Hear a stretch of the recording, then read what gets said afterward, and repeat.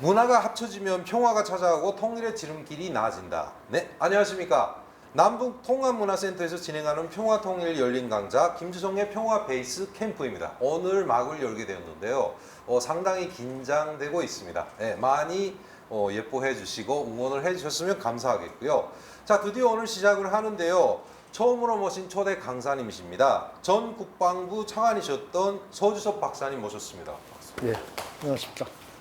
반갑습니다. 예. 네. 오늘 진행하실 강좌는 한반도의 평화와 평화 문화입니다. 네, 이런 내용으로 일단 우리 박사님 강의를 듣고 그다음에 오늘 패널도 소개해야 되겠죠. 네, 두 분을 모셨는데 일단 이런 표현이지만 한 분은 평양에서 오셨고요, 한 분은 어디서 오셨어요? 갑자기 서울에서 오셨습니다. 양주옥 씨 모셨습니다. 반갑습니다. 네. 간단히 좀 자기소개 좀 부탁드릴까요? 네, 안녕하세요. 저는 현재 통일부 통일교육원에서 소속돼서 찾아가는 학교 통일교육 강사를 하고 있습니다. 네. 반갑습니다. 네, 반갑습니다. 자, 다음 남자 패널 분인데 아주 풋풋하죠. 평양에서 오셨는데 현재 고려대학교에서 공부를 하고 계시는 대학생이에요. 네, 많이 예뻐해 주셨으면 감사하겠습니다. 김정국 씨 모셨습니다. 반갑습니다. 네, 안녕하세요. 김정국입니다. 2015년에 대한민국에 왔고 지금 대학생으로 공부 중에 있습니다. 네. 자, 그러면 김주성의 평화 베이스 캠프 첫 번째 시간 막을 열도록 하겠습니다. 일단 서 박사님 오늘 말씀 많이 좀 부탁드리고요. 일단 연단에 모시도록 하겠습니다. 네. 오늘 좀 강의 잘 부탁드리겠습니다. 알겠습니다.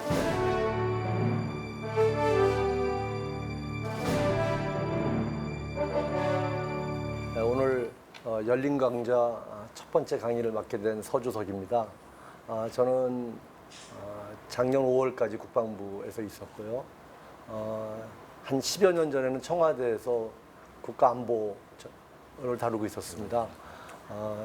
저는 주로 한미관계, 남북관계, 한국의 안보, 국방 문제 이런 것들을 연구하는 연구자고요. 오늘 이 남북통합문화센터의 첫 번째 이 열린 강좌 자리에 이렇게 강연을 드리게 돼서 저도 상당히 영광스럽게 생각합니다. 요새 사실 분위기가 좀 뒤숭숭하죠.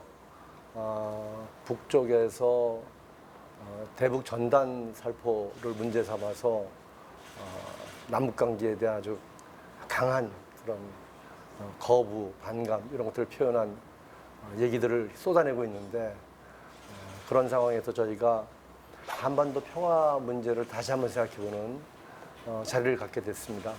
어떤 면에서는 조금 지나간 얘기일 수도 있고 한데 우리가 앞으로 한반도 평화를 위해서 어떤 것들을 좀 더 생각해야 되는지를 함께 생각해보는 그런 자리가 됐으면 좋겠습니다. 제가 이 열린 강좌에 강의를 이제 초대받고 좀 고민을 했어요. 저는 9.19 남북 군사 합의와 그 이행과 관련해서는 제가 직접 그 담당자로 일을 했었기 때문에 그 설명하는 일들은 많이 했었습니다만 최근에 이런 변화된 분위기 속에서 어떻게 그것을 우리가 받아들이고 문제를 풀어갈 것인가, 평화를 어떻게 유지해 나갈 것인가 이런 부분들에 대한 고민을 담아서 또 이 남북통합문화센터의 설립 취지하고도 좀 합쳐서 생각해 본 게 제가 평화문화라는 개념으로 추가로 설명을 드리게 됐습니다. 재작년 여러분도 기억에 생생하시겠습니다만 북한과 남북 관계가 엄청 좋아진 상황이 있었었죠. 2018년 한 해 동안만 해도 3차례의 남북 정상회담이 있었고 2번의 정상 간 공동 성명이 나왔습니다. 또 9.19 남북 군사 합의도 있었죠.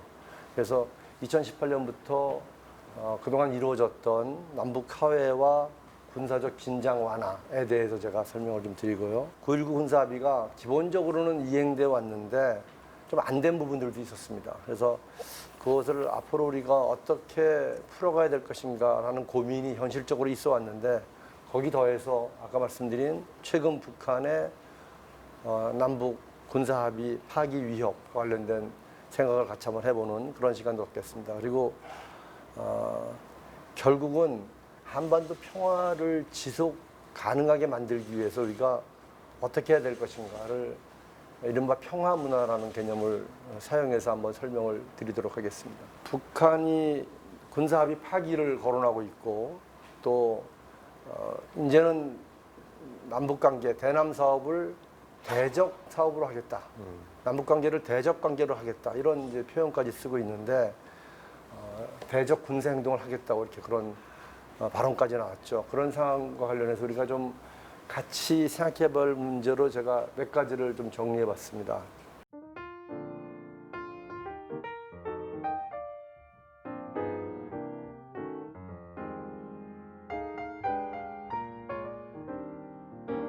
우리 양주혁 씨는 어떤 거를 주로 많이 듣고 싶으세요? 저는 맨 첫 번째 있는 한반도의 평화는 일상적인가 좀 제일 흥미롭습니다. 네. 네, 우리 또 김정욱 씨는 저는 예전에 못 들었던 주제가 여기 보이는 게 한국의 내부 정책 효과 다음 북한의 대남 대외 전략 비중. 네, 예, 제가 여기 나온 질문에 강의에서 다 즉답은 나오진 않는데요. 이따가 한번 다 들어보시고 추가적인 질문을 해주시면 제가 또 말씀드리겠습니다. 2018년 상황입니다. 그 이전에 한반도 평화는 아까 말씀드린 대로 늘 지켜지지 않았습니다. 전략적인 도발이 2010년대에도 내내 있었습니다. 2013년 이후에도 최근 문제가 되고 있는 그 대북 전단 살포와 관련해서 2014년 10월에 대북 전단에 대한 북한군의 총격 사건이 있었습니다. 그렇죠. 연천에 있는 우리 면사무소 바로 앞에 떨어진 그런. 그때 피해는 없었습니까? 그때 피해는 없었고요. 바로 그 민가 부근에 떨어졌습니다만 다행히 인명 피해는 없었습니다. 네. 2015년 8월에는 여러분들 잘 아시는 목함질의 도발이라는 네, 게 네, 있었습니다. 이 사건이 마침 또 남북 간의 엄청난 긴장으로 이어졌던 것이 한미연합 군사연습 기간이었었는데 그 기간 동안 북이 추가적인 그런 일들을 벌이게 됩니다. 북한에서 이런 도발에 대해서 우리 쪽에서 당시에 그동안 하지 않았던 대북 그 확성기 방송을 네, 시작했고요. 네. 그 확성기 방송하는 그곳에 대해서 북한군이 8월 달에 역시 14.5mm로 추산되는 그런 고사총을 발사해서 우리 쪽에 피탄이 됐고 우리가 거기에 대해서 이제 자주포 20여 벌로 이렇게 대응 사격을 한 적이 있었습니다. 이때 거의 한 3, 4일 동안 엄청난 긴장이 있었죠. 북한에서 준전시 상태를 선포하고 또 북한의 대남 침투 비행기들, 군용기들하고 잠수함 이런 것들이 다 전개돼서 있었고 북측 발표로도 전군의 지휘관들을 내려보낸다 이런 이제 발표도 있고 아주 긴장이 컸었습니다. 서해에서의 해상 사격은 그동안 쭉 있어 왔습니다. 1년에 한두 차례씩은 항상 네. 우리 NLL 일대 북쪽에서 해상 사격 구역을 설정해서 그 지역에 사격을 한 적도 있고요. 1990년대 이후에 북한의 에너지난으로 공군기 활동이 좀 부족하다 이런 얘기들이 많았었는데 김정은 시대 들어와서 북쪽에서 공군 관련된 활동을 상당히 강화했고요. 지상과 해상, 공중 이런 부분에서 북 나름대로는 지속적인 재래식 무력 시위를 하고 있었다라고 이렇게 말씀드릴 수 있겠습니다. 북은 아까 말씀드린 대로 2006년에 처음 핵실험을 실시한 이후에 현재까지 6차례 핵실험을 했고요. 2017년에 9월 달에 6번째 핵실험할 때까지 최초에는 플루토늄으로 시작해서 고농축 우라늄 탄보다 좀 더 그 폭발력이 강한 증폭 핵분열탄, 그리고 마지막에는 수소폭탄이었다고 이제 얘기되고 있습니다.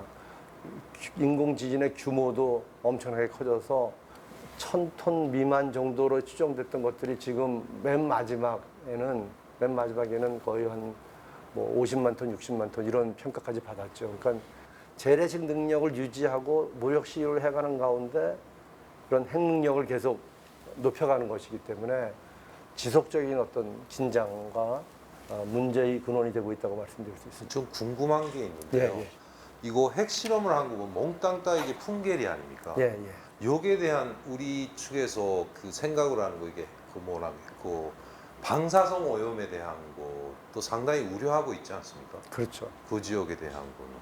예, 이 풍계리에 이제 몇 군데 갱도 여기 써 있는 네. 것처럼 북쪽 갱도에서 한 동쪽, 적도 북쪽. 있고 처음엔 동쪽 갱도하고 네. 이거 지금 폐쇄돼 있는데 북쪽 갱도도 했던 곳을 지금은 이제 폭파시켰죠 입구를. 네. 지하 핵실험이긴 합니다만 역시 지속적으로 핵실험이 있었던 곳이기 때문에 그 일대에 방사능 오염이 되어 있을 것으로 추정하고 있습니다.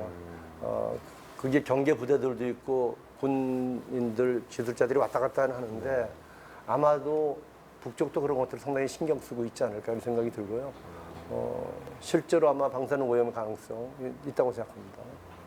북한이 또 이 미사일 관련된 그런 전략적인 시위, 도발을 계속했죠. 북한의 그 미사일들은 우리 국방백서에 따르면 이런 단거리 미사일, 스커드 미사일이라고 하는 단거리 미사일, 과거 이제 구소련의 미사일을 복제해서 만들기 시작한 것인데요. 이거부터 시작해서 중거리, 1000km에서 3000km 나가는 중거리의 스커드 개량형들, 우리 많이 들었던 노동 미사일, 그리고 아까 말씀드린 해상 발사 미사일로 지금 계속해서 시험하고 있는 북극성 계열의 고체 연료 미사일들이 있고요. 또 중거리 미사일 3,000에서 5,500km까지 가는 중거리 미사일로 몇 차례 발사를 하다가 지금은 이제 발사를 하지 않고 있는 무수단이라는 미사일이 있고 또 화성 12호 같은 미사일이 있습니다. 과거 2017년 7월 달에 북이 쏜 적이 있죠. 장거리화되면서 이 고체 연료들이 이렇게 진행되고 있고 동시에 해상으로까지 발사 기반이 넓혀지는 그런 상황으로 기술이 급속적으로 확대되고 있습니다. 300mm 방사포는 최대 200km까지 나간다고 해서 북쪽에서 쏘면 우리 대전 인왕까지 갈 수 있습니다. 그러니까 그것도 북이 최근에는 이 방사포 300mm 방사포를 더 개량해서 신형 방사포, 초대형 방사포들을 만들고 있거든요. 계속 시험 방사를 하고 있습니다. 그렇게 되면서 북의 재래식 군사 위협에 대해서도 우리가 신경을 써야 되는 상황으로 돼 있고요. 바로 이런 것들 때문에 이런 위협을 감소시키고 긴장을 완화하기 위한 남북 군사 합의도 만들어지고 할 때까지 이행됐던 것이죠. 어쨌든 평화가 나름대로 지속적으로 유지되고 있습니다만 평화를 교란시키는 이런 위협적인 능력들은 또 요소도. 여전히 높아지고 있다 이렇게 판단할 수 있습니다. 또 궁금한 거 네, 있어요. 예. 그럼 사드에 대한 거는 이게 대해서 대응하는 것이 사드 체계 아닙니까? 예, 저 북에 이제 이런 단거리 미사일보다 북에 좀 더 멀리 가는 미사일들, 장거리. 멀리 가는 미사일들이 특히 한반도 중부 이남 지역에 떨어질 것에 대비해서 이제 지금 성주에 네. 사드 조합미도 네, 사드 네, 네. 미사일이 배치되어 있는데요. 개념은 어쨌든 노동 미사일 이상의 것에 대해서 대응한다 이런 개념으로 되어 있습니다. 근데 주한미군의 무기 체계고 우리 나름대로 또 별도의 요격 체계가 있어요. 요격 미사일 체계가 오. 있습니다. 예. 북이 이렇게 하는 무력 시위와 북의 여러 가지 무기 개발을 보면 섬뜩한 부분들이 많은데 네. 이제 북이 지속적으로 해온 거 아니겠습니까? 네, 이 핵은 80년대 후반부터 개발해 왔고요. 미사일은 80년대 초반부터 개발해 왔습니다. 우리도 비슷한 능력들을 핵은 없습니다만 발전시켜 왔고 미사일과 또 미사일 방어 미사일 능력은 저는 상당한 수준에 와 있다고 생각하고 있습니다. 뭐 이런 상황이 쭉 이어져 오다가 2018년에 5년 전, 그 5년 전에 있었던 경제 건설과 핵 건설을 병진하겠다는 네, 노선에 병진 천명에서부터 이제 핵무력을 완성했으니까 경제 건설로 가겠다라는 그런 경제 건설 총 노선으로의 전환을 이제 천명하게 됩니다. 그리고 김정은 체제 들어서 특히 북한에서의 시장 사회주의와 또 경제 관리 개선 조치가 본격적으로 진행돼서 여러분도 잘 아시겠습니다만 북한 전역에 대규모 시장, 현대식 시장들이 많이 생겨나게 되고 또 많은 지역에서 큰 건설들이 일어나게 되고 북한의 그 사회 경제 체제가 서서히 변화하고 있는 그런 모습들을 보여요. 그러니까 북한의 2018년에 전략적 전환이라는 게 정말 전략적인가? 아마 저는 추이를 좀 더 따져볼 필요가 있다고 생각합니다. 문재인 정부 2017년 5월에 시작했는데요. 한반도 평화 프로세스가 이제 기본 공약으로 돼 있죠. 북에 대해서는 일단 북핵에 대해서 북핵의 폐기에 따라서 한반도 평화협정으로 가겠다. 다만 북핵이 현실적인 위협이 되기 때문에 그것에 대응한 우리의 대응 전력, 또 굳건한 한미동맹 유지를 통해서 이 현실적인 대응 능력도 갖춰 나가겠다는 게 기본 입장으로 되어 있고요. 남북 관계와 관련해서는 경제적인 문제부터 한번 본격적으로 추진해 보자. 그 경제 통합을 우선 추진하고 한반도 신경제 지도라고 해서 인프라들을 포괄적으로 구축하고 서로 간의 교류 협력을 확대하는 그런 구상들을 당초의 공약으로 냈었습니다. 그런 부분들 중에 제시된 것도 있고 뭐 실행이 시작된 것도 있습니다만 아직은 본격적으로 전개되고 있다고 볼 수는 없습니다만 이게 큰 그림이었고요. 그런 속에서 이게 문재인 정부의 국가안보 전략서라는 데서 나온 것인데 어쨌든 전체적인 목표를 평화 공정과 공동 번영을 위해서 북한의 핵 문제를 먼저 해결하겠다. 그리고 항구적인 평화 정착을 하는 것이 첫 번째 목표이다.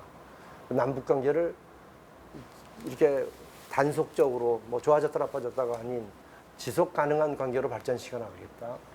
아까 말씀드린 경제 문제에 우선 집중해서 한반도 신경제 공동체를 구현하겠다. 이런 것들이 이제 당시에 정부 출범 초에 나왔던 국가안보 전략서에 표현된 그런 목표와 지침입니다. 문재인 대통령은 2017년 7월 달 취임 2개월 후에 독일의 베를린에 있는 퀘르보 재단이라는 데 가서 연설을 했습니다. 그 연설에서 북한의 핵 문제와 평화 체제에 대한 포괄적 접근을 통해서 완전한 비핵화와 함께 평화협정의 체계를 추진하겠다. 이런 이제 입장을 밝히게 되죠. 그리고 당시에 여러 가지 평화 정책의 원칙들과 제안들을 하게 됩니다. 그 제안 중에는 남북 간의 이산가족 상봉, 또 평창올림픽에 대한 북한의 참가, 또 이때 2017년이 휴전협정 64주년이 되는 때인데 그걸 계기로 해서 군사분계선에서의 상호 적대 행위를 중단하자. 남북 간의 대화를 제기해서 언제든지 김정은과 만날 용의가 있다. 이런 것 등등을 제안을 했고 당시에 저도 이 군사분계선 적대 행위 중단과 관련해서 북의 군사회담을 제안하는 그런 회견을 가진 적도 있었었는데 우리 군사회담과 적시자회담 동시 제안이 있었지만 당시에는 북이 그걸 받지 않았었습니다. 북은 아까 말씀드린 2017년 11월 달에 마지막 미사일 발사 이후에 한동안 미사일 발사를 안 하다가 2018년 1월 달에 김정은의 신년사를 통해서 핵무력을 완성했다. 그러니까 이제는 전쟁 억제력이 있으니까 보다 적극적으로 경제 건설 쪽으로 가고 남북 관계와 이런 쪽에 과거보다는 과감한 그런 접근을 하겠다고 입장을 밝게 됩니다. 북한의 이 같은 호응 이후에 1월 달에 바로 남북 고위급 회담이 열리게 됐고요. 2018년 한 10월까지 여러 차례의 고위급 회담이 열렸었죠. 2018년 2월 달에 지금 얘기되고 있는 김여정 부부장 일행이 평창 올림픽 참가 계기에 특사로 와서 우리 청와대에서 문재인 대통령을 만나는 장면입니다. 평창 올림픽에 북한의 선수단과 응원단이 와서 그때 아주 분위기가 뭐 엄청 뜨거웠었죠. 그래서 2018년 내내 이제 판문점 선언부터 시작해서 9월 평양 공동선언과 군사합의 이르기까지 일들이 벌어지게 됩니다. 과거 2007년 12월 달에 마지막 열린 장성급 군사회담 이후에 10년 만에 8구차 장성급 회담도 열려서 여러 가지 군사적인 논의들이 있게 됩니다. 이 판문점 선언은 다시 읽어보시면 아시겠습니다만 아주 포괄적이고 적극적인 내용들을 많이 담고 있습니다. 남북관계의 전면적 획기적 발전을 해나가자. 북이 이번에 이제 무너뜨리겠다고 한 죄송합니다. 연락사무소. 예, 이 상주 공동 연락사무소, 남북 연락사무소 설치하자는 합의도 이때 있었고요. 또 군사적 긴장 완화와 신뢰 구축과 관련된 포괄적인 합의들이 이미 이때 다 있게 됩니다. 그래서 적대행위 중지, 비무장지대의 평화지대화, 또 장성급 군사회담 개최 등을 다 합의를 했고 이 합의의 기초에서 이제 남북 군사당국 간의 협의가 이어져서 9.19 군사합의까지 가는 거죠. 그리고 한반도 비핵화 관련해서 김정은 위원장이 한반도의 완전한 비핵화가 나의 목표이다 라고 한 것을 재확인하고 이를 위한 국제사회의 지지협력을 확보해 나가겠다.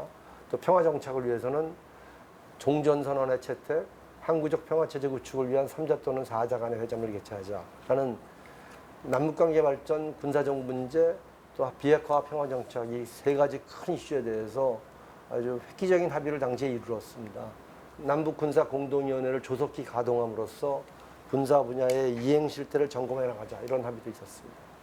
또 남북 간의 민족 경제의 균형적 발전을 위한 실질적 대책으로 철도도로 연결, 또 조건이 마련되는 데 따라 개성공단, 금강산 관광을 우선 정상화하자 이런 합의도 있었습니다. 근데 이게 이제 진행이 안 되면서 북이 여러 차례 불만을 표명했고 그게 이제 지금의 이런 북의 여러 험구와 이런 거부 이런 것들은 나타나는 거라고 생각합니다. 세 번째는 이산가족 문제 해결을 위한 상설면에서 시설 복구 또 화상상봉 등을 우선 해결하자. 다방면의 교류협력 활성화. 그 당시에 이후에는 그러니까 올해 원래 열리기로 돼 있던 이 도쿄올림픽에 대한 공동 참가라든지 2032년 올림픽을 남북이 공동으로 개최하자는 합의도 있었고 실제로 우리가 개최 의향서를 국제올림픽위원회에 제시한 적도 있습니다. 서울, 평양에 같이. 근데 이제 최근에는 그 논의들이 다 끊어진 상태죠. 군사합의는 여러 가지 부분으로 돼 있는데 첫 번째는 지상해상 공중에서의 적대행위 중단이고요. 지상에서는 이 군사분계선으로 원래 2km씩의 이 구간을 막아서 여기가 이제 비무장지대로 돼 있지 않습니까? 남북 4km. 근데 그것이 아닌 보다 넓은 남북 10km의 지상완충구역을 만들어서 그곳에서는 훈련, 사격훈련, 야외 교정훈련 이런 것들을 이제 중지하는 조치를 취했고요. 실제로 여태까지 이제 이행은 되고 있습니다. 북이 오늘 발표함으로써 아마 발표를 계기로 혹시 이런 것들을 좀 허물 가능성도 있어서 좀 기추가 주목된다고 할 수 있습니다. 요게 궁금한 네. 게 이제 군사분계선 일대에 우리 조가 상식적으로 생각할 때도 지뢰가 상당수 매설돼 있지 않습니까? 예. 근데 거기 비단 북측 지역뿐이 아니라 남측 지역에도 지뢰 매설이 돼 있는 거예요. 많이 돼 있죠. 이걸 완전히 제거할 수 있다 하면은 시일이 대체 몇 년 걸리는가요? 여러 계산들이 나와 있습니다만 뭐 100년 이상 걸린다 이런 얘기들이 많이 역시. 있습니다. 근데 실제로 아마도 비무장지대의 비무장화와 평화지대화가 진짜 좀 더 진전이 돼서 이 일대 지뢰들을 본격적으로 없애는 작업을 한다면 이 전체가 모든 구역 전체가 격전지는 사실 아니었고 격전지 일대는 지뢰가 특히 이제 많이 매설되어 있고 다른 지역은 주로 우리 방어선을 중심으로 해서 방어선 앞 지역에 지뢰들이 매설되어 있을 네네. 거거든요. 그러니까 오랜 세월이 지났기 때문에 지뢰 매설도를 다 확인할 수는 없겠습니다만 저는 본격적으로 진행한다면 몇 년 안에 충분히 가능할 거라고 생각합니다. 해상에서의 완충구역 설정도 중요한 합의였습니다. 네네. 특히 아시는 것처럼 서해 NLL 일대에서의 그동안 충돌, 교전들이 있었으니까 이 서해 NLL 포함해서 동해, 서해의 커다란 구역들을 완충구역으로 만들었습니다. 또 북쪽으로는 초도까지의 상당히 넓은 구역, 135km의 구역입니다. 이 구역을 전체를 완충구역으로 설정해서 이 일대에서 해상 사격과 해상 기동 훈련을 하지 않도록 했습니다. 그리고 이것을 보장하기 위해서 이 해안포 들은 포구 포신덮개, 한포 등은 포구 포신덮개를 설치하고 포문을 폐쇄하겠다 이런 합의들도 있었습니다. 근데 다만 작년 11월 달에 했죠. 북한의 김정은 위원장이 여기 창린도란 섬에 가서 네. 해안포 사격을 지도했다고 이제 북이 발표를 했습니다. 11월 23일 날인데 했다 그러는데 그래서 북이 여기서 이렇게 지도를 하고 쏜 게 나중에 이제 이렇게 보도가 돼서 나왔었어요. 저 노동신문에. 그러면서 이 일대 쐈구나라고 돼 있습니다만 이 한 번의 위반이들이 있었습니다만 여태까지 대체로 해상완충구역도 지켜주고 있다고 말씀드릴 수 있습니다. 보다 획기적인 그런 합의 중에 하나가 비행금지구역이라는 건데 군사분계선을 기준으로 해서 이 기종별로 비행금지구역을 만들었습니다. 이 그냥 군용기, 고정익 비행기는 동쪽은 40km, 서쪽은 20km. 또 헬기는 각 10km씩. 또 무인기, 지구 등은 또 그에 따라서 이런 지구 설정해서 이런 구역을 아주 넓은 구역을 비행금지 구역으로 설정을 하고 여기에는 군용기가 못 들어가도록 그렇게 했습니다. 이 합의는 뭐 거의 100% 준수됐다고 할 수 있습니다. 다만 산불 진화라든지 환자 후송 문제, 네. 또 남북 간의 좀 휴전협정, 정전협정에 따라서 판문점 일대에는 각각 하나씩의 헬기장을 운용하도록 되어 있습니다. 그 헬기장을 가는 헬기들은 그건 운행되고 있어요. 그건 판문점이니까 바로 여기긴 합니다만. 당시에 이제 이 합의가 되면서 우리는 이제 특히 고정익들이 이제 이 일대를 많이 다니는 이유는 북에 대한 감시 정찰 차원에서 다니는 거거든요. 정찰기들이 많습니다. 근데 이렇게 넓은 범위를 비행금지구로 설정해 놓으면은 북한에 대한 정보 수집에 제한이 되지 않느냐. 당시에 논란들이 많았었는데 과거에는 가까이서 북을 봤다면 지금은 좀 더 멀리서 좀 더 높이 그리고 더 좋은 카메라로 보고 있다 이렇게 말씀드릴 수 있습니다. 네 번째 합의는 잘 아시는 것처럼 상호 GP. 이 비무장지대 안에 있는 GP에 대한 시범 철수를 했습니다. 당시 합의로는 원래 비무장지대에 있는 모든 GP를 다 없애기로 합의했어요. 그 해 말까지 그중 각각 11개씩은 먼저 없애자고 이제 시범적으로 철수하자고 합의를 했고 기억하시겠습니다만 북쪽이 어느 날 한 시간에 전부 다 이거 갖다가 다 폭파시켜 버렸죠. 근데 폭파시키기 직전에 이제 하나를 남겨두자고 제안을 해서 우리도 받아서 북쪽은 철원 지역의 GP 하나와 우리는 고성 지역의 GP 하나가 서로 좀 남아 있습니다. 당시에 이 GP 철수 가지고도 논란이 많았습니다. 왜냐하면 그러니까 비무장지대 안에 북은 약 160개 정도의 GP를 갖고 있습니다. 우리는 60여 개의 GP가 있어요. 그러니까 우리보다 북이 100개 이상 많죠. 근데 어쨌든 그 중에서 11개씩을 없애면 우리는 이제 50여 개가 남고 북은 이제 150여 개가 남지 않겠습니까? 그렇게 되면 북은 여전히 능력이 많이 있는데 우리는 많이 비례적으로 줄어든 거다라고 얘기들을 했었습니다만 사실은 이쪽 비무장지대라는 데 가보면은 MDL이 있고 이제 남방한계선, 북방한계선이 있는데요. MDL은 가보면 이런 선은 사실 없습니다. 말뚝이 200m 이렇게 꽂혀 있는데 1953년에 박아놓은 말뚝이기 때문에 뭐 없어진 것도 있고 뭐 아주 많이 훼손돼 있어요. 말뚝들만 있고 이게 번호 23번, 27번 이런 게 이제 말뚝 번호거든요.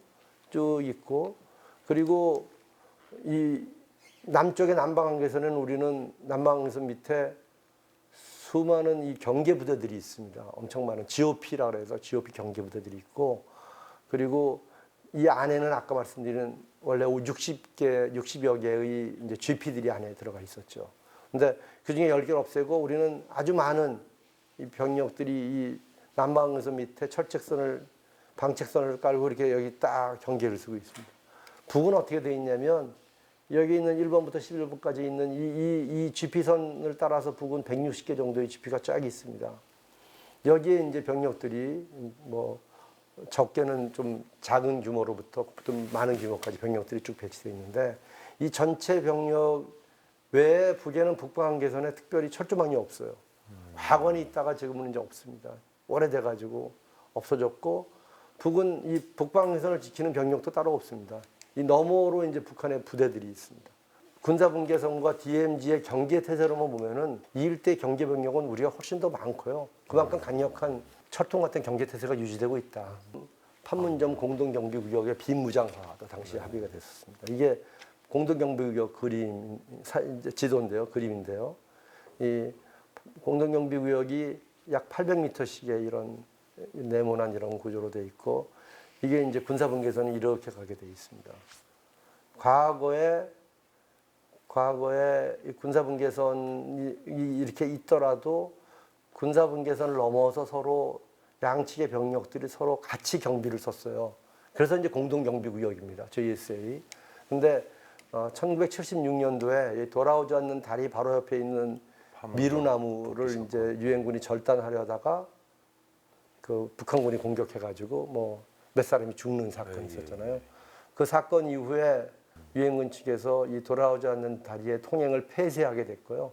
그러면서 이제 급하게 다리를 만들어서 72시간 다리라는 게 이제 북한의 지금 주 통행로로 돼 있고 돌아오지 않는 다리는 가보면은 다 막혀 있습니다. 그냥 다리는 아주 낡은 다리가 이렇게 있는데, 근데 76년 이후에 여기를 폐쇄하면서 결국은 군사분계선이 여기서도 살아나서 공동경비가 아니라 남쪽은 유엔군 측 경비, 북쪽은 북한군 경비 이렇게 이제 진행돼 왔던 것인데 그것을 전체를 비무장화하고 그리고 이것을 남북이 서로 자유왕래하는 쪽으로 가자고 당시 합의가 있었습니다. 그래서 2017년 10월 달에 남북 유엔사 협의체가 만들어져서 이 일대 지뢰 제거, 화기 철수 이런 거 다 없앴고요. 지금은 유엔군 측이고 북한군 측이고 총을 안 갖고 있습니다. 어쨌든 여태까지 유지되고 있어요. 그게 이제 북이 이번에 한 조치들로 인해서 여기도 아마 무장화로 갈 수 있다고 생각하는데 보시는 것처럼 이거 트럼프 대통령 왔을 때 북한군인데 총 없지 않습니까? 비무장으로 지금 근무를 쓰고 있어요. 당시에는 비무장뿐 아니라 자유왕래를 하고 민간 관광객들도 가서 북쪽을 볼 수 있게 그런 합의들도 있었는데 그 방안들은 사실 우리와 유엔사 간의 합의가 끝났고 북한하고는 초안만 서로 교환된 상태도 지금 협의가 중단된 상태로 있습니다. 또 남북 공동의 유해 발굴 비무장지대 따라 가지고 전전선에 뭐 격전지들이 많이 있습니다. 그 중에 가장 유명한 격전지가 여러분들 백마고지라는 격전지가 있고요.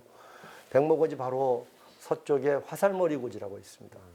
백마고지 전투의 희생자에 비하면 뭐 좀 적습니다만 어쨌든 그 일대 화살머리 고지 일대 우리 쪽은 국군 200여 구를 포함해서 미국과 프랑스 군 등 총 300여 구 가까운 유해가 있을 것으로 추정을 한 지역이고 여기에 특히 중국인민지원군 유해들이 뭐 500기 이상 있을 것으로 추정하고 있습니다. 꽤 많은 유해들이 있을 것으로 보는데 이 일대를 우리가 시범적으로 먼저 유해 발굴을 하고 이 지도가 남북이 서로 교환한 지도거든요.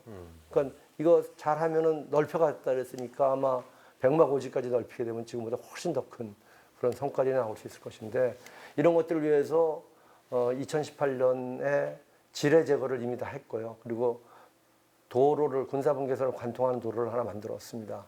그래서 남북 간의 이 군사분계선을 관통하는 도로가 이 개성문산 도로 하나가 있고 동해선 도로가 있죠. 금강산 가는 길. 세 번째 길이 여기 이제 화살머리 고지에 폭이 한 10m 정도 되는 그런 도로가 있습니다. 근데 당시 제가 이제 그 관통도로 작업할 때 가서 이런 얘기를 한 적이 있습니다. 65년 전 포탄이 빗발치는 가운데 수많은 젊은이가 희생된 비무장지대를 열어서 남과 북을 잇는 또 하나의 평화의 길을 만들었다. 이렇게 이제 말씀을 드린 적이 있는데 지금 뭐 여기는 단독 유해 발굴이 진행되고 있거든요. 근데 공동 유해 발굴은 지금 안 되고 있습니다. 원래는 작년 4월부터 공동으로 유해 발굴을 하기로 했는데 북쪽에서 이제 협의에 응하지 않고 우리 쪽만 하고 있어요. 한강하고 이게 이제 한강인데 이 아까 MDL 바깥에 MDL이 있다 그랬지 않았습니까? 네.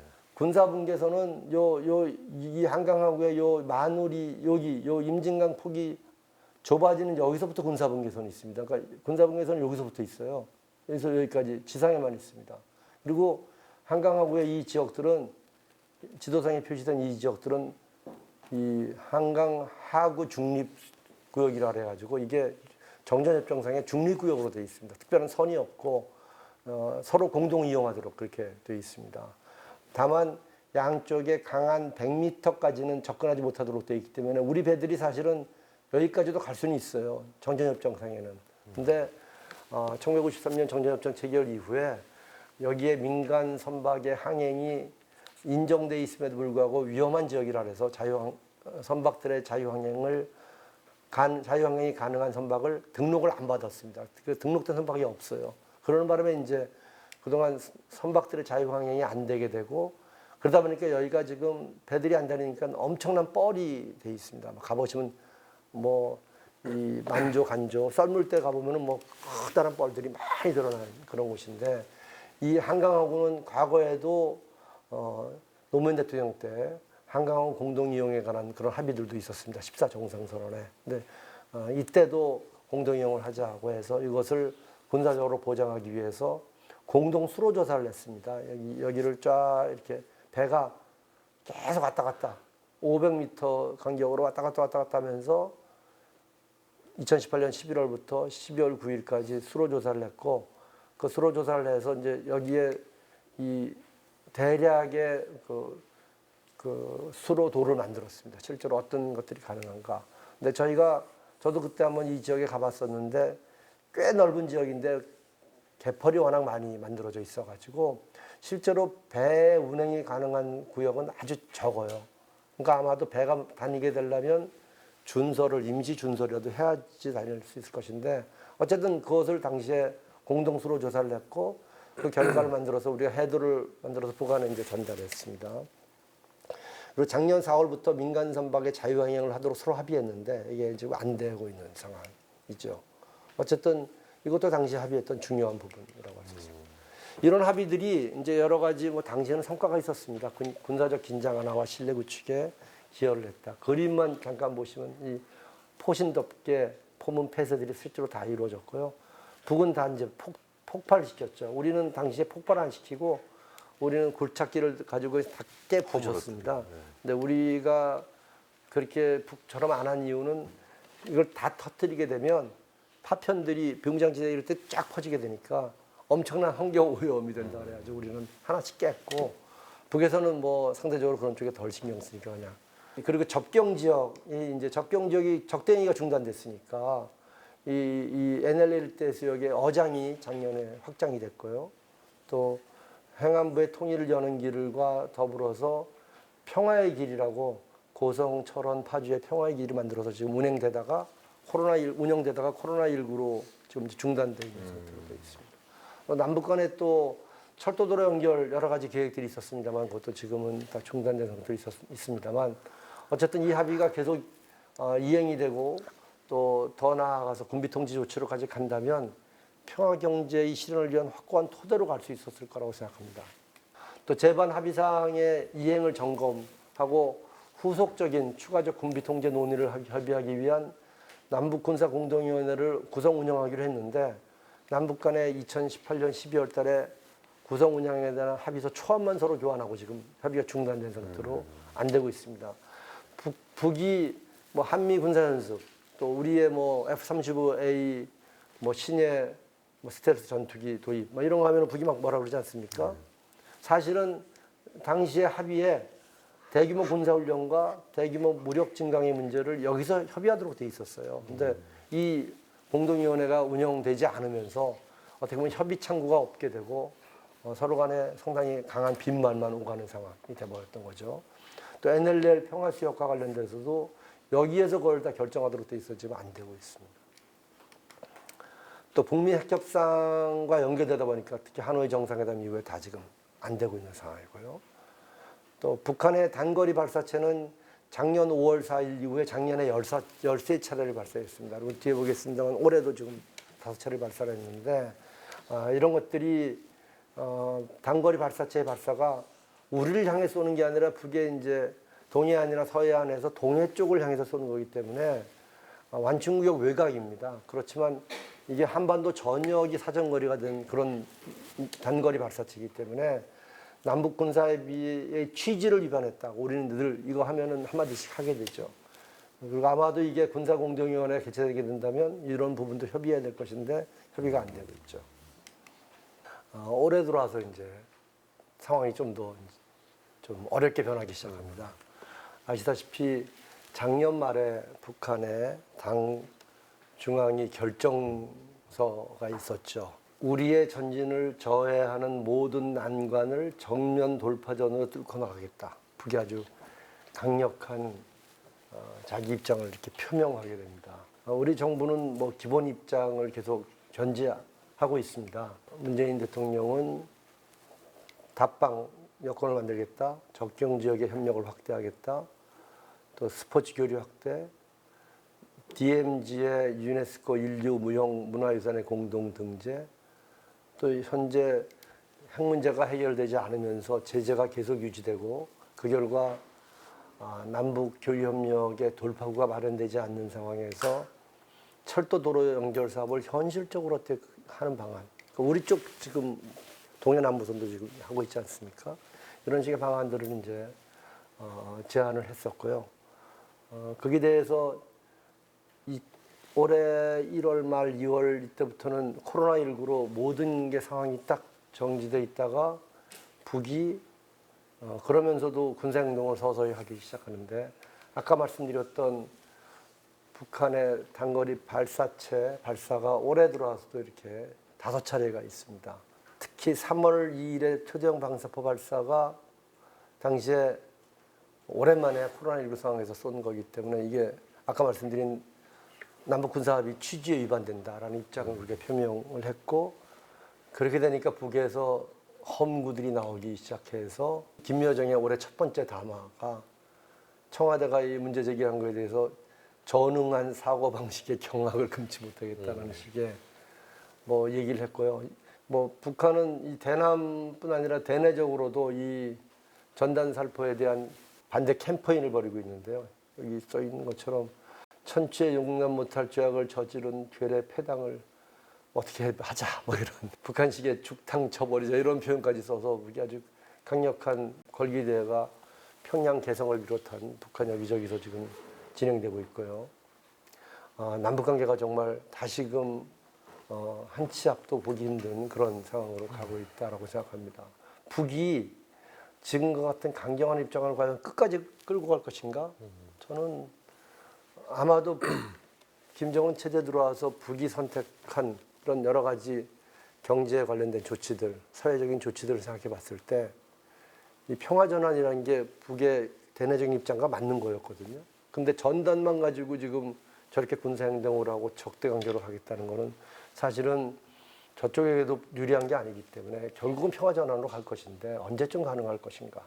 그래서 이제 지속 가능한 평화를 평화문화라는 개념을 가지고 한번 따져보자. 제가 통합문화센터에 온다 그래가지고 이제 다시 찾아보고 뭐 보고서나 논문 이런 것들 열심히 찾았습니다. 저는 주로 안보 문제를 따졌던 사람이기 때문에 포괄안보라는 게 지금 우리의 안보 전략의 핵심 지침으로 기조로 되어 있습니다. 인간안보 1990년대부터 유엔에서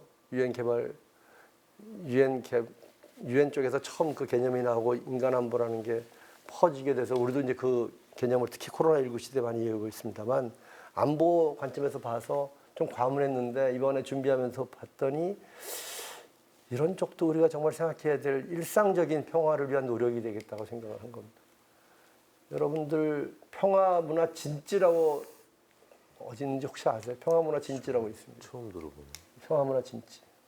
도봉산 있는데 거기 도봉산 여기 있는데 있대요. 그래서 평화문화를 진지라고 해서 평화문화를 이제 확산하는 그런 곳으로 만들자 이렇게 해서 문화창작 공간을 그렇게 이름을 붙이고 서울 평화문화축제라는 게 있습니다. 그리고 부산의 유엔군 묘지 거기도 이제 부산에서는 유엔 평화문화 특구라 해서 이 일대를 이렇게 평화를 생각하는 그런 구역으로 이렇게 개발해서 갖고 있더라고요. 평화라는 게 우리가 문화와 결합시켜서 어떻게 볼 것인가, 그 자원의 개발이랄까, 인식의 확산이랄까 이런 것들이 이제 평화문화라는 개념으로 우리 지자체나 이런 데서 쓰고 있는 건데 이게 백그라운드가 좀 있었습니다. 폭력, 우리 전쟁이라고 얘기하는 이 전쟁이 있습니다. 직접적인 물리적인 폭력이라는 폭력이 있습니다. 뭐 지금 미국에서 벌어지고 있는 뭐 흑인에 대한 차별, 뭐 이런 것들 관련된 폭행, 폭동 이런 것들도 직접적 물리적 폭력이죠. 그러나 직접적 폭력보다 더 밑에 깔려 있는 그런 구조적인 폭력이 있다. 이게 이제 요한 갈퉁이라는 분의 얘기인데요. 정치적인 억압, 경제적인 착취, 사회적인 차별 이런 것들이 구조적인 폭력이다. 그리고 이 같은 구조적 폭력을 정당화시키는 그런 기제로서 문화적 폭력이라고 있습니다. 그러니까 정치적 억압을 정당화시키는 여러 가지 장치들. 소극적 평화. 우리 그냥 평화 그럴 때는 직접적 폭력이 없는 전쟁이 없거나 폭행, 폭동, 테러가 없는 그런 상황이 이제 소극적 평화라고 한다면 적극적 평화는 이런 구조적인 폭력, 문화적 폭력이 다 제거됨으로써 사람이 사람답게 살 수 있는 환경이 조성된 상태가 적극적 평화라는 그런 개념이 있습니다. 이 폭력과 평화의 구분을 바탕으로 평화문화라는 게 이제 논의가 시작되게 됐고요. 1989년도에 아프리카의 코트디부아르라는 곳에 야무스크로라는 곳에서 열린 유네스코 회의에서 이 유네스코 선언이 있게 됩니다. 인간 마음속의 평화에 관한 야무스크로 선언이라고 있게 됩니다. 이 선언에서 평화를 문화적으로 어떻게 정착시켜 나가자, 개발시켜 나가자 평화라는 차원에서 생명에 대한 존중, 자유, 정의, 연대 이런 것들을 포함한 새로운 평화 비전을 앞으로 만들어 보자. 그리고 그 같은 평화를 만드는 프로그램으로 평화 문화를 개발하고 인류 공동체로서의 인식을 서로 강화하고 평화와 인권 교육의 강화, 환경 보호에 대한 국제적인 활동을 고무시켜 나가자라는 이런 이 선언을 하게 됩니다. 그리고 유네스코에서 1990년대 내내 이 같은 야무스크로 선언을 구체화하기 위한 작업들을 했고요.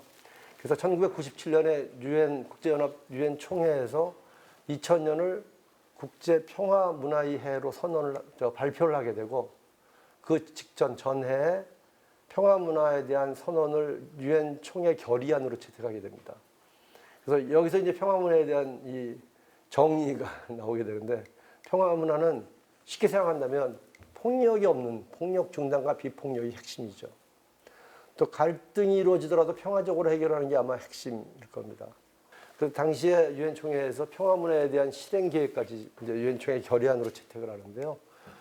교육을 통한 평화 문화의 장려, 지속 가능한 경제 사회적 발전의 추구, 인권의 존중, 양성평등의 보장, 민주적 참여 확대, 이해 관용 연대의 고취, 참여적 소통과 자유로운 정보 및 지식의 흐름을 지원한다. 국제 평화와 안보를 증진한다. 이거 여러분들 다 보시면 대한민국이 민주국가로서 지향하고 있는 그런 가치들하고 거의 비슷한 거잖아요. 그죠? 그러니까 이런 것들이 바로 기반이 될 때 단순한 직접적 폭력의 부재, 제거뿐 아니라 보다 근원적인 평화가 가능한 상황이 된다라고 이제 유엔 총회의 결의가 이렇게 있었고요. 2000년대 들어와서도 이와 관련된 논의들이 이제 계속 이어지게 됩니다. 제가 아까 아티클들은 홍영표 교수라고 네. 네, 저 전통일보 장관이시잖아요. 전통일보 한양대 교수님인데 네. 이분이 요새 평화문화에 관한 글들을 많이 쓰시더라고요. 평화문화라는 게 단순히 남북 간의 긴장, 군사적인 충돌, 전쟁 위험뿐 아니라 정말 더 밑바탕에서 올라올 수 있는 지속 가능한 평화를 만드는 그런 기반이 될 수 있다는 생각을 이제 하게 됐고, 그래서 그분 글을 좀 요약해서 적게 됐습니다. 전쟁의 고통, 또 전쟁 이후에 여러 가지 구조적 폭력이 계속되어 왔었죠. 우리도 뭐 군사 독재도 있었고, 그런 과정에서 뭐 쿠데타, 또 혁명도 있었고, 여러 가지 그 어려웠던 구조적 폭력의 경험들이 대한민국에도 있습니다만, 6.25 전쟁의 상흔과 구조적 폭력의 상처를 치유하는데 아마 평화문화라는 게 밑바탕이 될 수 있다는 게 첫 번째 시사점이고요. 갈등을 조장하는 가치. 지금 남북관계 얘기하면 다 서로 간의 주장들이 달라가지고 항상 남북관계에 자기 주장이 옳다고 하면서 아주 강력한 비판으로 이어지는 경우가 많은데, 갈등을 조장하는 가치 대신에 이해, 협력, 연대를 추구하는 가치를 공유함으로써 사회적으로 조화로운 사회를 만들고 평화를 증진해 나가자. 그래서 이게 평화문화의 기반, 아까 말씀드렸던 그런 가치들에 기반한 노력들을 해나가게 되면 공동체로서의 어떤 평화의 회복이 가능하다. 세 번째는 역시 경제사회적인 정의의 실현이라든지 또 평화의 확보라는 것들이니까 공동번영, 인권, 평등 등의 실현을 통해서 이런 것들이 바로 경제사회 문화적으로 평화가 진행될 수 있는 굳건한 평화의 지속적인 기반이 될 수 있다. 우리는 사실 안보 위협, 북한은 안보 위협의 대상이기도 하고 또 교류협력을 통해서 통일을 실현해야 될 대상이기도 하지 않습니까? 그러니까 남북관계라는 건 이중적인 겁니다. 항상. 그러니까 북은 어차피 우리랑 별도의 존재로 따로 생겨났기 때문에 오랫동안 적대적인 공정관계였고, 그런 속에서 항상 위협을 제기해왔었어요. 근데 그럼에도 불구하고 교류협력을 통해서 위협을 관리하고 결국 통일로 지향하자는 게 우리의 목표라고 할 때, 이런 이중적인 남북관계를 고려할 때 정부와 정책 당국자들, 전문가들, 언론 뭐 하는 것도 중요합니다만, 역시 민주적인 참여, 또 이 민간과 정부 간의 협력, 이런 것들을 통해서 복합적인 협력을 해나가는 것이 결국은 한반도 평화를 지금 상태 우리가 가능한 것으로 만들어가는 그런 시발점이 될 수 있을 것이다. 상당히 어려운 평화와 갈등, 충돌의 위험 영역으로부터 그거보다 좀 소프트한 문화라는 것까지 갔습니다만 우리가 일상적으로 평화를 유지해 나가기 위한 기반으로 선택할 수 있는 것들이 이런 것들이 아닌가 이렇게 생각을 했습니다. 제 말씀은 이 정도 하고요. 지금부터 이제 말씀을 또 하겠습니다.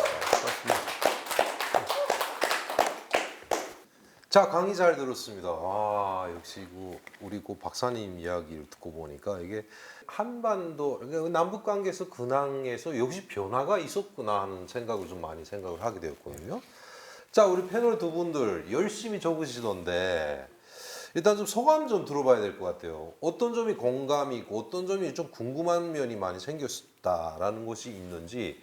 먼저 과거에서부터 현재까지 한반도의 남북관계 이런 전반적인 것을 정리해 주셔서 너무 잘 들었고 유익한 시간이었습니다. 네. 그러면서 몇 가지 궁금한 사항이 이제 있어서 제가 메모를 해놓은 게 있는데요.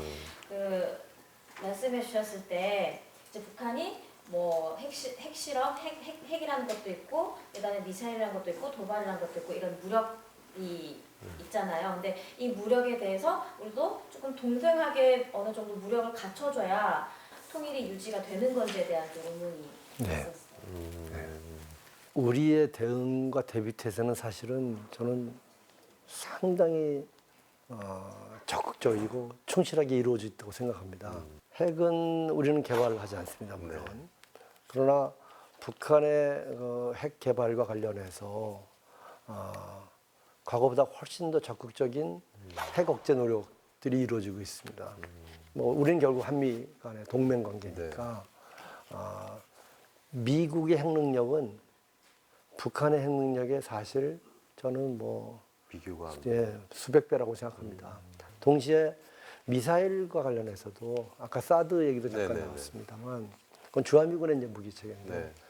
우리의 대응 체계 또 과거보다 훨씬 발달해 있습니다.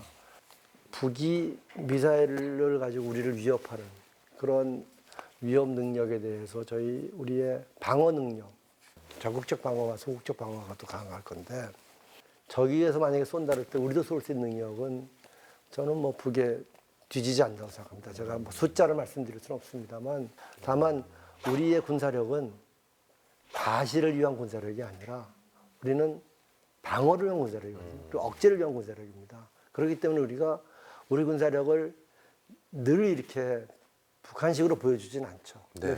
국민들께서 그런 것들 때문에 우리가 좀 약하지 않은가 하는 생각을 하는데 전혀 그렇지 않고요. 네. 핵과 관련해서도 저는 충분히 능력이 있다. 북이 쏘면 우리도 당하게 되겠습니다만 쏘지 않도록 하고 만약에 쏠 경우에는 최악의 상황으로 우리가 대처할 수 있는 그런 능력을 갖고 있다고 봅니다. 잘 알겠습니다. 우리 대한민국의 궁지가 또 여기서 나오는데 정국 씨 어때요? 뭐 뭔가 이거 듣고 나서 느낀 점이라고 할까? 전반적으로 한마디 한다면? 저는 사실 거의 모르고 있던 내용을 들었기 때문에 네. 아무래도 그 현장에서 이제 하시던 정책 관련 일을 하시던 박사님께서 강의를 해주셔서 그런지 좀 더 언론보다는 좀 더 깊은 그러니까 뉴스에서 보던 내용보다는 좀 더 깊고 전문적인 내용을 듣지 않았나 그런 생각이 들었습니다. 그렇죠. 일단 뭐 저는 사실 그렇네요. 이거 보면서 일단 국방에 대한 문제를 비춰보면서도 군사비에 많은 돈을 쓰고 있지 않습니까? 네. 그러니까 그 군사비에 많은 돈이 들어가 있는데 그 돈의 더 가치만큼 지금 평화가 유지가 지금 되고 있는 건지 사실은. 북이 모종의 군사 행동을 할 때가 있습니다. 그럼 파장이 무척 크죠. 근데 북의 군사 행동이 과연 정말 최종적인 행동이냐, 최종적인 정말 공격을 위한 행동이냐, 아니면 정치 군사적인 효과를 노리는 행동이냐라고 생각해 보면 제가 이 북한 군사 문제를 따지기 시작한 한 30년 됐는데 저의 판단은 많은 부분에서 상당히 정치 군사적인 어떤 제한된 목적을 가지고 하는 거다라는 그런 판단을 합니다. 그러니까 행동이 벌어졌을 때는 우리가 전부 다 깜짝 놀라고 막 그거 가지고 언론이 도배합니다만 실제로 조금 지나고 나면 상대적으로 상황이 안정되는 걸 다 느끼지 않습니까? 그러니까 우리가 평화에 대한 일상적인 파괴가 충분히 가능한 상황 속에 살고 있습니다만 그럼에도 불구하고 K 국방도 사실은 여태까지 충분히 버텨내고 있는 겁니다.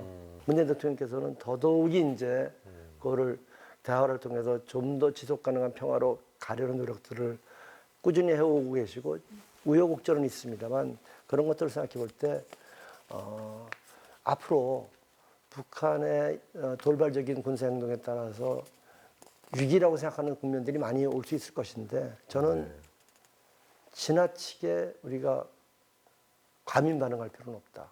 왜냐 충분히 대응 가능합니다. 우리가 마음속으로부터 공포, 불안, 우려를 갖게 된다면 우리의 대응은 의연할 수가 없습니다. 그러면 북이 이렇게 나오면 똑같이 해 막 그렇게 되거든요. 그러니까 우리 북에 있을 때 뭐 우리 그 정국 씨도 느꼈지만 북한에서는 늘 보면은 뭐 전쟁이 일어난다, 뭐 격전전야네, 뭐 저거 이야기하는데 꼭 북에 계신 어르신들 보면은 그 표현에 자유가 있어요. 어르신들 많은. 그러니까 뭔가 뭐 이렇게 그 언론 매체에서 그런 소식이 나올 때 일단 뭐 언제부터 일어난다는 전쟁인데 뭐 이런 식으로 하는데 최근에 보면은 북한의 그런 군사적인 도발에도 불구하고 아까도 봤지 않습니까? 뭐 평창에 또 민영우원단이 왔다, 북한 사람이 왔다. 그러면은 뭔가 반가워하는 거 그런 감정이 있지 않습니까? 2017년 9월 달에 네.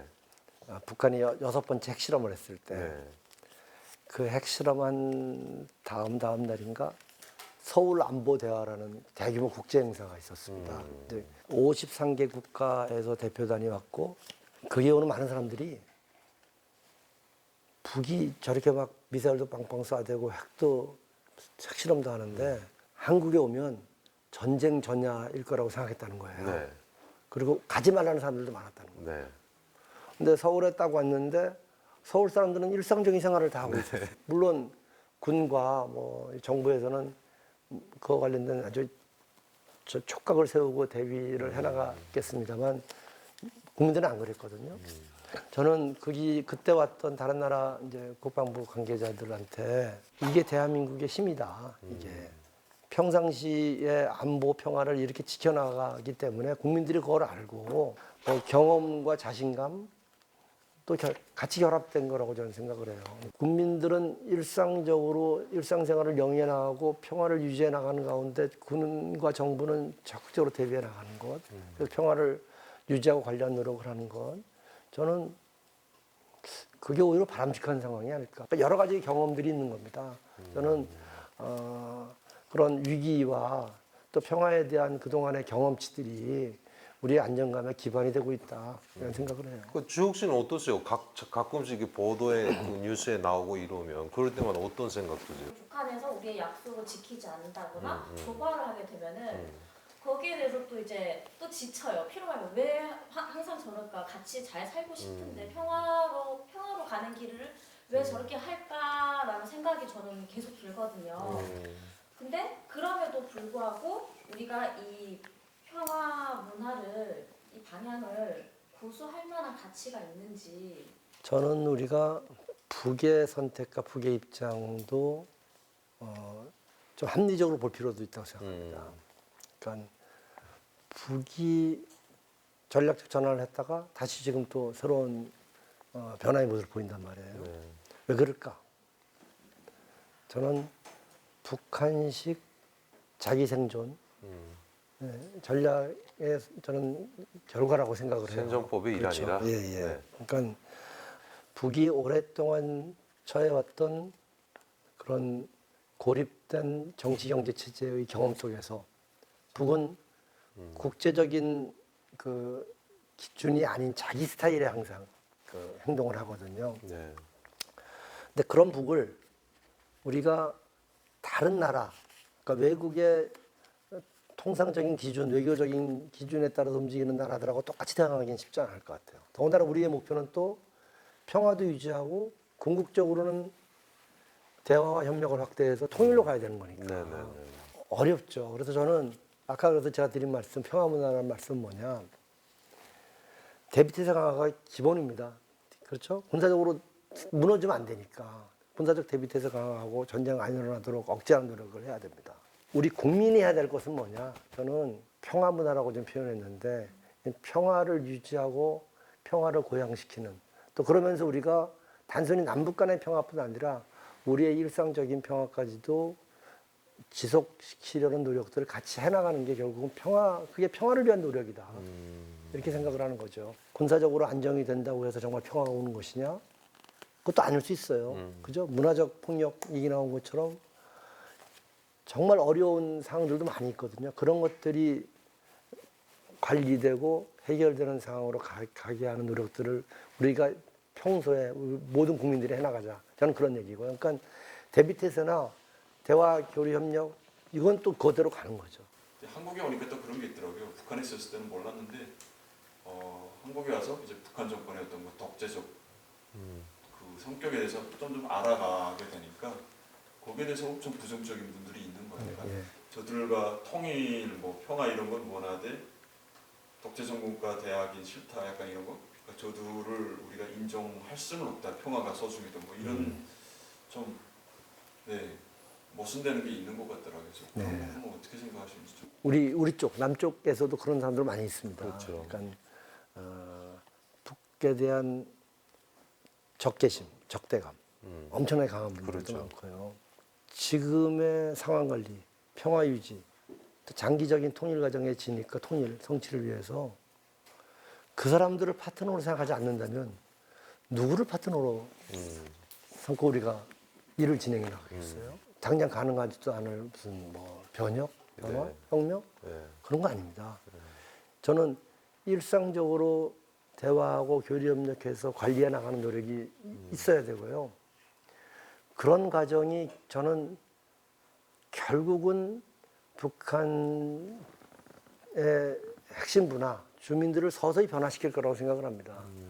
근데 80년대, 90년대 초에 북의 남에 대한 인식과 지금 바뀌었죠. 분명히 바뀌었습니다. 김대중 정부 이후에 네네. 포용정책과 교류협력의 역사들이 만들어낸 게 있거든요. 평화 문화를 북한에 당장 이식할 수는 없습니다. 그렇죠. 이거는 저기서 제시되는 가치들은 정말 민주국가들이 다 지향해야 될 가치들을 어떻게 보면 다 모아놓은 겁니다. 우리 대한민국도 자유민주국가로서 그렇게 앞으로 가야 되는 거고 지금도 가고 있지만 근데 그 같은 노력들이 결국은 앞으로 통일을 이뤄내고 문화 통합을 만드는 데 저는 기반이 되는 거라고 생각합니다. 그러니까 예를 들어 가지고 우리 국내적으로 뭐 탈북민들에 대한 태도, 뭐 먼저 온 통일 일꾼 이렇게 표현하면서도 실은 일상적인 생활에서는 분명한 다른 인식들이 뭐 있거든요. 있죠. 대접들이 있고요. 그런 거 풀어가야 되죠. 그게 여기서 얘기하는 평등과 인권, 정의의 가치, 연대의 가치 그런 겁니다. 북쪽에 평화 문화를 바로 주입할 수는 없습니다. 그쪽에 오랜 역사도 있고요. 아마도 저는 우리 국내적으로 평화 문화에 대한 인식이 확산되고 문화적 가치가 공유되게 되면 국내적으로도 여러 차별에 대한 어떤 해소, 방지와 해소가 가능할 거라고 생각이 들고요. 장기적으로 통일 과정에 진입해서도 북과의 진정한 화해와 통합의 밑바탕이 될 수 있다고 생각합니다. 동서독의 경우에 1990년에 통일이 되고 한 15년간 경제적으로는 어려웠습니다. 그렇죠. 근데 문화적으로는 특히 인식의 면에서는 지금도 어려워요. 그 서독 사람들의 동독 사람들에 대한 차별적 인식이 있거든요. 열등감이라든가. 네. 아마 그런 것들을 풀기 위한 방편으로도 평화문화라는 가치가 도입될 수가 있죠. 그러니까 우리도 이미 동서독의 사례도 보고 있는데 남북 간의 통합과 통일이 제대로 진전되기 위해서는 우리는 평화문화가 확산되고 그런 가치 속에 북에도 그런 생각들이 우리의 태도로서 나타나게 되고 장기적으로는 아마 남북한 간의 통일된 상태로서도 평화가 유지되도록 하는 그런 통일의 유지 장치로서도 평화 문화가 중요한 자산이 될 수 있다고 생각합니다. 지금까지 많은 이야기를 들었습니다. 뭐 상당히 오늘 그 유익한 강의 시간이었고요. 자, 우리 패널로 참가하신 양주옥 씨. 내가 할 수 있는 정말 작지만 실천 가능한 평화 문화가 뭐가 있을까 네. 생각을 해봤는데 저뿐만이 아니라 이 영상을 보고 계신 많은 분들도 함께 좀 고민을 해보고 네. 이제 아까 오면서 봤는데 그 문화센터 앞에 여러 가지 프로그램들이 네, 있더라고요. 네, 네, 네, 네. 네, 괜찮으면 저는 한번 도전을 해볼까 오, 생각 하세요. 중입니다. 네, 좋네요. 감사합니다. 자, 우리 정국 씨 어땠습니까 오늘? 아, 뭐 사실 한국에 와서 처음에는 조금 아무래도 북한에서 왔으니까 혼란스럽고. 예. 네, 관심을 가지기도 하고 안 가지기도 하고 네, 네, 무의식적으로 그러다가 지금은 한국 생활을 하다 보니까 자연스럽게 이제 관심 밖에서 모르셨던 부분이 있었는데 평화라는 게 저는 그냥 어떤 전쟁 안 하고 이제 또뭐 도발 안 하고 한몫 이런 걸 많이 생각했었는데 그건 어떻게 보면 그 표면적으로만 그렇고 이제 더 안으로 단단해지려면 문화적인 그 기반이 있어야 된다는 걸 네, 네. 새롭게 알게 됐고 평화 문화라는 단어 자체가 좀 처음에 저는 좀 생소하지만 그래도 언어를 통해서 이제 평화하게 되면 그 문화적인 기반에 대해서 생각을 할 것 같아요. 오늘 그 박사님 그 소감 말씀 어떠셨는지. 저는 주로 군사 대비 국방 쪽이라서. 안보 이런 네. 쪽 생각을 많이 했었는데 네, 이 통합문화센터로 오면서 네, 문화적인 부분에 어떻게 생각을 좀 더 확장시켜야 되겠다고 네, 해서 이제 이렇게 말씀을 드리게 됐는데 네. 저한테도 많이 배우는 계기가 됐고요. 앞으로 남북통합문화센터가 정말 남북 문화통합의 중심적 역할을 하기를 바랍니다. 아 역시 문화네요. 예, 문화의 통합 과정을 통해서 뭔가 지름길을 열어나간다. 예, 평화 문화.